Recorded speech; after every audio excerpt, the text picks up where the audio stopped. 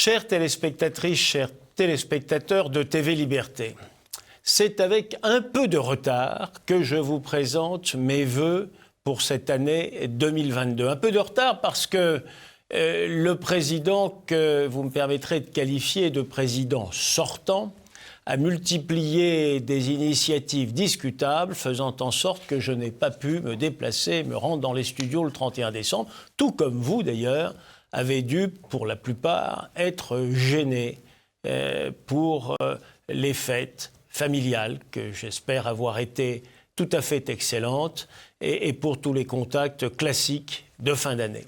2021 a été marqué par le développement de phénomènes délétères. Phénomène délétère, c'est d'abord l'installation progressive de la peur. La peur dont nos gouvernants jouent pour mieux encadrer la population française, la peur qui signifie aussi, comme toute peur humaine, la sortie ou le risque de sortie pour notre pays de l'histoire. C'est aussi le développement c'est un nouveau mot, il paraît que ça s'appelle le wokisme, on dit éveillé, en fait c'est pas éveillé, c'est éveillé vers notre tombe, puisqu'en réalité il s'agit de déconstruire, de démolir, d'anéantir tout ce qui a fait la fierté de nos siècles d'histoire. C'est donc cette proposition que des intellectuels et un courant venu des États-Unis, qui décidément nous auront amené parfois le pire en Europe, nous proposent gentiment de sortir de notre culture et là encore de notre histoire. C'est aussi l'année du développement de ce qu'on a appelé le courant décolonial. Alors qu'est-ce que ça veut dire ? Le courant décolonial, c'est très simple.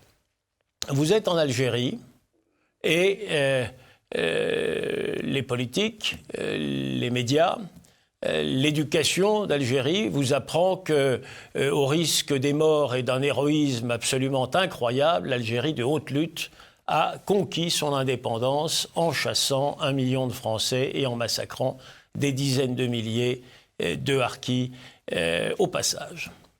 Ça, c'est la version Algérie. La version en France n'est pas celle d'autres héros qui furent le général Bugeaud, qui remit en conquérant l'Algérie de l'ordre par rapport à la piraterie barbaresque, n'est pas la version française des combats, mais c'est en gros, nous sommes sommés d'avoir la même version que la version algérienne. Ce qui est juste quelque chose d'incroyable quand on sait les combats qui ont pu exister et quand on sait l'œuvre extraordinaire laissée par notre pays. Les décoloniaux nous somment donc d'être de l'autre côté que le nôtre. C'est le désir de sortie définitive de la puissance.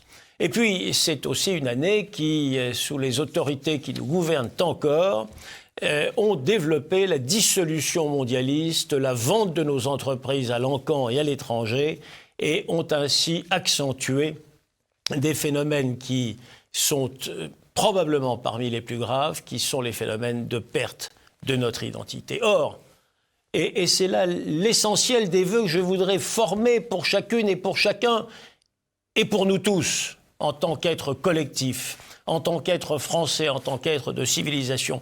Qu'est-ce que la civilisation européenne ? Qu'est-ce que la France au prix de sacrifices invraisemblables dans notre histoire ? Qu'est-ce que nous avons conquis si ce n'est le droit à la liberté ? Qu'est-ce que nous avons conquis si ce n'est le droit à la fierté, le droit des hommes debout ? Qu'est-ce que nous avons conquis si ce n'est la vitalité qui a pu se répandre par la science, par la connaissance, par les régimes politiques, par l'incitation humaine à l'ensemble de la planète ? Eh bien, TV Liberté l'a montré tout au long de 2021. TV Liberté le montrera encore davantage, s'il se peut, au cours de l'année 2022. TV Liberté est à vos côtés. TV Liberté est aux côtés de notre civilisation. TV Liberté est aux côtés de notre France. Je vous souhaite, pour 2022, pour vous personnellement, pour les vôtres, pour votre famille, pour votre clan, pour vos amis, pour notre cher pays et pour notre magnifique civilisation, le meilleur pour 2022 et de sortir de l'ombre qui nous a été imposée. Vive 2022!